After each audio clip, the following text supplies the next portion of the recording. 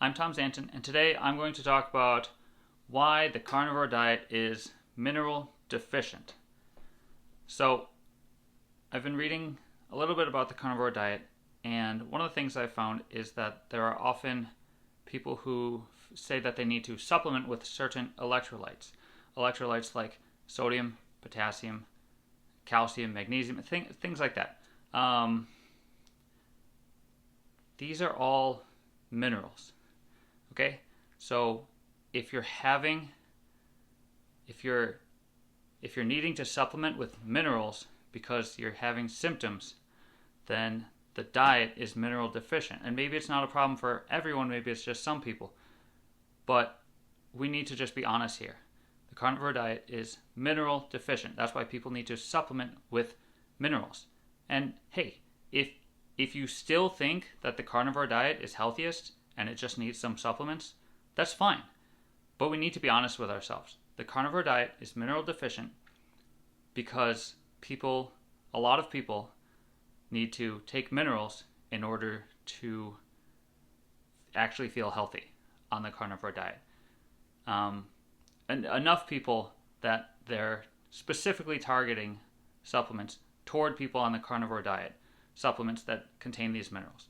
So let's just be clear, the carnivore diet is mineral deficient. And I know that people out there are going to scream at me and say, hey, all these other diets are deficient in all these other things too. Plant-based diets especially are deficient in so many nutrients. And absolutely, I agree with you. It frustrates me to no end that modern plant-based diets do such a bad job of getting all of the nutrients or explaining why we need some of the nutrients that we need. But I think it makes sense if you think about it from an evolutionary context. Modern plant-based diets, eating, I think, a lot of the wrong types of plants, processed in a way that strips a lot of their nutrients, grown in the wrong types of soil, and with the wrong types of gut bacteria in our guts, of course those are nutrient deficient. Of course, any diet like that, you would expect it to not get enough nutrients, and you would expect to have to supplement with certain things. Which is why I argue that we aren't made to eat a lot of grains.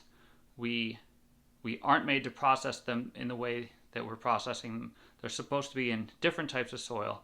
We're supposed to be fostering different types of gut bacteria than what people on plant-based diets are eating today. I'm still on a plant-based diet because I think it makes the most sense, but I think that the way that most people do plant-based diets is not optimal. It's not getting all the nutrients that we are supposed to get for these reasons. I think that it makes more sense to say that throughout human evolutionary history, we were eating a diet centered largely on root vegetables, processed in a way that retained a lot of their water, didn't strip away a lot of their fiber, and they were grown in soil that probably oftentimes had was enriched with nutrients, a lot of minerals that would have seeped into the soil after wildfires, and we had the right types of gut bacteria in our gut so that we could produce the nutrients that we didn't get from our diet, or they would help us absorb nutrients.